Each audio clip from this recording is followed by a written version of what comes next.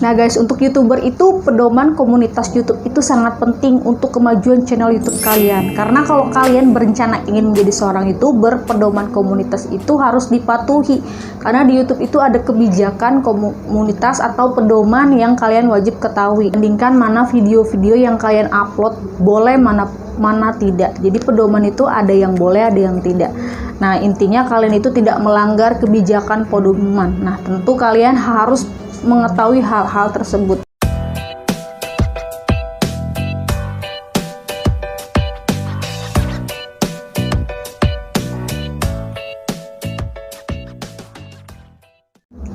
Hai guys, welcome back to YouTube channel. Kembali lagi di YouTube dan di channel. Assalamualaikum warahmatullahi wabarakatuh. Hai guys, apa kabar kalian? Semoga kalian dalam keadaan sehat dan bahagia selalu. Oke guys, di video kali ini aku akan bahas tentang seputar YouTuber untuk kalian yang mungkin berencana ingin menjadi seorang YouTuber. Nah, di sini di video kali ini aku akan bahas tentang patuhi pedoman YouTube agar channel kalian itu bisa lebih hidup di tahun 2023. Nah, apa aja sih penjelasan dari versi Nani Channel dengan pedoman komunitas YouTube? Jadi itu penting banget karena YouTube itu ada peraturannya. Ada hal-hal penting yang kalian wajib banget ketahui untuk YouTuber pemula. Nah, apalagi untuk kalian kaum awam ya yang belum tahu tentang seputar YouTube, kalian wajib banget tahu tentang pedoman komunitas YouTube. Itu apa? Karena di YouTube itu untuk membuat konten itu ada suatu peraturan, kebijakan, pedoman apa yang harus dipatuhi, mana yang tidak. Nah guys, untuk YouTuber itu pedoman komunitas YouTube itu sangat penting untuk kemajuan channel YouTube kalian. Karena kalau kalian berencana ingin menjadi seorang YouTuber, pedoman komunitas itu harus dipatuhi. Karena di YouTube itu ada kebijakan komunitas atau pedoman yang kalian wajib ketahui. Menjadi konten creator itu pasti tahu, konten creator itu adalah seseorang yang membuat suatu video dengan tujuan membuat karya fashion yang dia suka, versi dia yang dia upload melalui handphone atau video digital ya, yang diupload melalui saluran YouTube. Jadi kalau misalnya orang yang lihat itu disebut sebagai content creator atau YouTuber yang mengedukasi orang lain untuk hal-hal yang positif, untuk berbagi ilmu atau berbagi hal melalui saluran YouTube, itu disebut content creator. Nah guys, langsung aja kita ke tips-tipsnya ya. Nah, di sini patuhi pedoman YouTube agar channel kalian lebih hidup. Yang dimaksud pedoman YouTube itu adalah kebijakan dari YouTube tersendiri untuk konten kreator. Karena kan di konten kreator itu harus memenuhi persyaratan. Ada 2 jalur, yaitu 1000 subscriber dan 4000 jam tayang itu dalam video panjang. Tapi ada 2 opsi dengan video short, video singkat. Jadi 2 opsi itu dengan 1000 subscriber dan 10 juta penayangan selama 90 hari. Jadi kalian mau pilih yang video panjang dengan durasi 12 bulan terakhir selama 1000 subscriber dan 4000 jam tayang, atau video short, video singkat 90 hari atau 3 bulan kalian tempuh selama 1000 subscriber dan 10 juta penayangan. Jadi kalian mana yang kalian harus penuhi, itu kalian bisa mengajukan menjadi program partner YouTube. Dari hal-hal yang merugikan channel YouTube kalian bina bangun dengan susah payah. Nah, kalian juga pasti tahu. Nah, kalau khusus banget kalian yang YouTuber pemula itu pasti kalian itu kurang tahu tentang ilmu-ilmu YouTube ya. Aku pun ibaratnya pemula. Nah, kalau misalnya kalian pemula itu, yang pertama itu tips dari aku itu, kalian itu tidak boleh membeli jam tayang atau subscriber secara instan. Nah, yang dimaksud tidak boleh membeli jam tayang atau subscriber secara instan itu adalah pedoman YouTube yang ditolak ya. Jadi kalau misalnya kalian itu menjadi program partner YouTube itu nggak boleh cara yang instan, yang main cepat, kalian main beli 1000 subscriber, jam tayang, 4000 jam tayang secara instan. YouTube itu tidak membolehkan hal itu. Makanya itu yang disebut namanya di backlist atau apapun. Jadi kalau konten kreator pun kalau kalian beli itu pun pakai uang. Contohnya 4000 jam tayang kalian beli 1 juta. Nah, di situ kalian mengeluarkan uang 1000 subscriber kalian beli 500.000. Nah, di situ kan 1.500.000 kalian beli secara cuma-cuma gitu. Tetapi kalau channel YouTube kalian sudah berkembang itu kalian itu merugi karena subscriber yang kalian beli itu hanya sekedar angka. Jadi nggak royal untuk nonton channel YouTube kalian. Jadi itu benar-benar yang ditolak YouTube, jangan membeli jam tayang secara instan. Karena YouTube itu bisa mendeteksi mana yang benar-benar real penonton asli, mana subscriber asli. Jadi kalau misalnya kalian dengan cara curang pun kalian bisa terdeteksi, kemungkinan channel YouTube kalian itu tidak bisa dimonetisasi atau menjadi program partner YouTube. Nah, yang kedua yaitu pedoman komunitas YouTube itu yaitu yang kedua itu tidak boleh menggunakan konten berulang. Nah, kalau misalnya kalian menjadi konten kreator itu kalian tidak boleh menggunakan konten berulang. Nah, contoh dari konten berulang itu adalah suatu konten yang sudah digunakan konten kreator lain kalian upload dengan versi kalian. Jadi kalian itu mengambil karya orang lain dengan konten berulang, itu yang dimaksud dilanggar untuk pedoman komunitas YouTube. Jadi kalian jangan menggunakan konten berulang karena konten itu ada hak ciptanya, ada pemilik resminya itu siapa. Jadi kalian jangan main asal comot aja karya orang lain tanpa kalian pikir panjang untuk ke depan channel kalian itu bisa dimonetisasi atau tidak.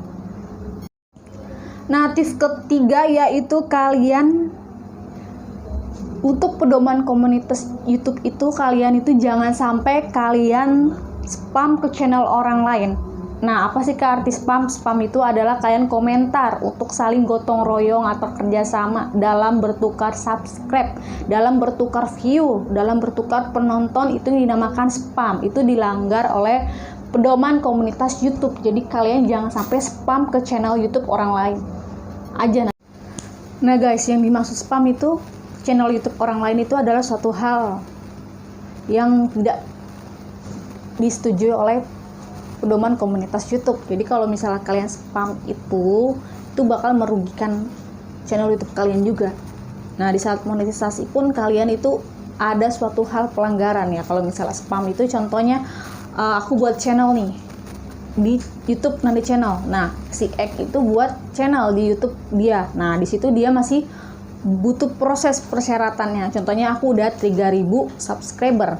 Nah, di situ dia masih proses. Contohnya 50 subscriber. Nah, dia kan butuh persyaratan 1000 subscriber. Nah, dia dengan cara komentar di komentar YouTube aku untuk saling gotong royong. Nah, dia contohnya kayak gini. Hai Kak, aku sudah mampir ke channel YouTube Kakak, jangan lupa mampir ke channel YouTube aku ya Kak. Itu untuk like, comment, subscribe-nya. Itu kalau misalnya berulang kali itu dinamakan spam. Jadi kemungkinan dia itu ingin mendapatkan mungkin dengan cara baik ya, bergotong royong, tetapi di YouTube itu tidak memperbolehkan hal itu.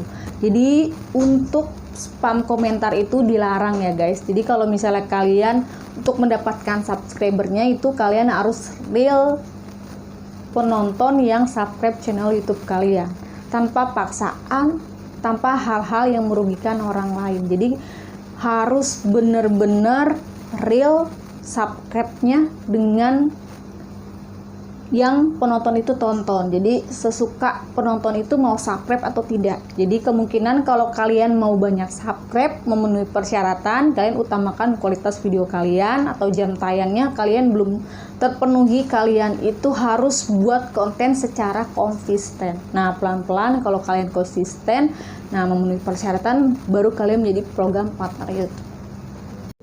Nah, pedoman komunitas YouTube yang tips keempat yaitu tidak menggunakan kata-kata yang kurang pantas. Jadi di YouTube itu ada pedoman komunitasnya, ada kebijakannya, jangan menggunakan kata-kata yang kurang pantas atau kata-kata kasar atau ujar kebencian, istilahnya sara, hal apapun. Jadi kalau misalnya YouTuber konten kreator itu berkata yang positif, jangan hal-hal membuat konten dengan ujar kebencian ataupun hal yang merugikan orang lain.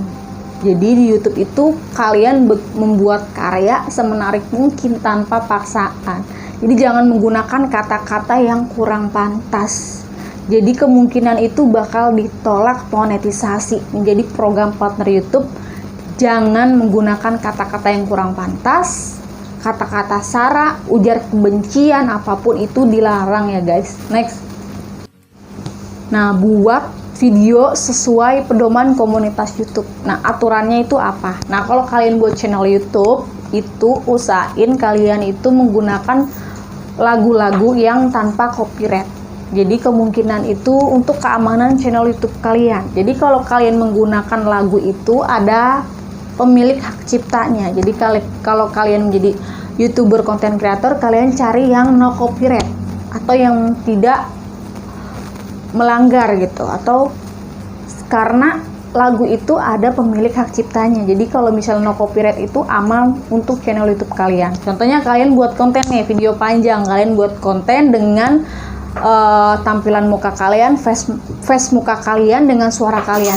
Nah, di situ untuk biar nggak boring itu ditampilin lagu untuk istilahnya membuat video itu lebih bagus. Nah, lagu itu harus yang no copyright, yang tidak melanggar pedoman komunitas YouTube. Nah, buat video sesuai pedoman komunitas YouTube, yaitu gunakan musik tanpa copyright, thumbnail yang baik tanpa no clickbait. Nah, thumbnail yang baik itu tanpa no clickbait. Jadi, nah, buat thumbnail yang baik atau no clickbait.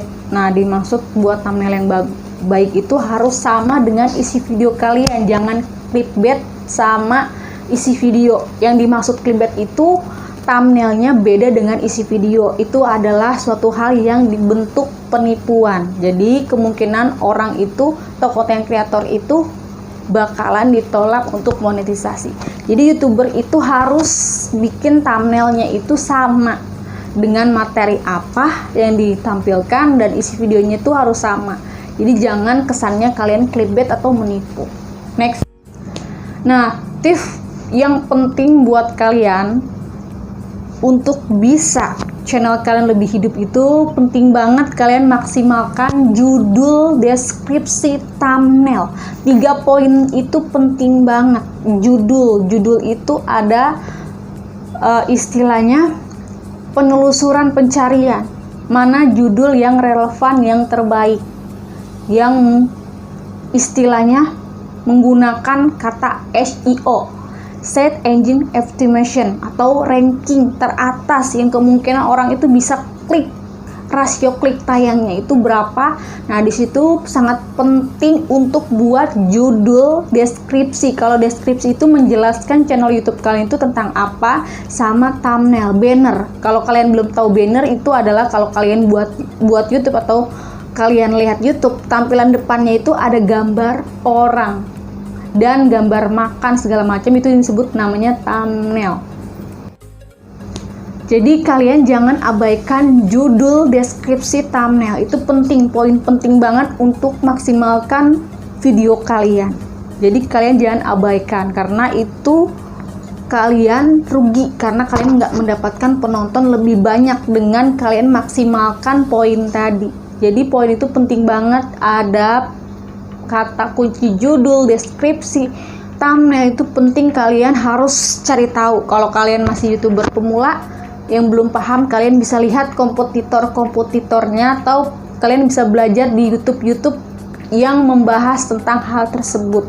Jadi kalian pelan demi pelan belajar sesuai versi kalian. Jadi YouTuber itu kalau misalnya itu berproses, dia harus tahu step-stepnya dulu, baru bisa channel YouTube-nya itu lebih baik.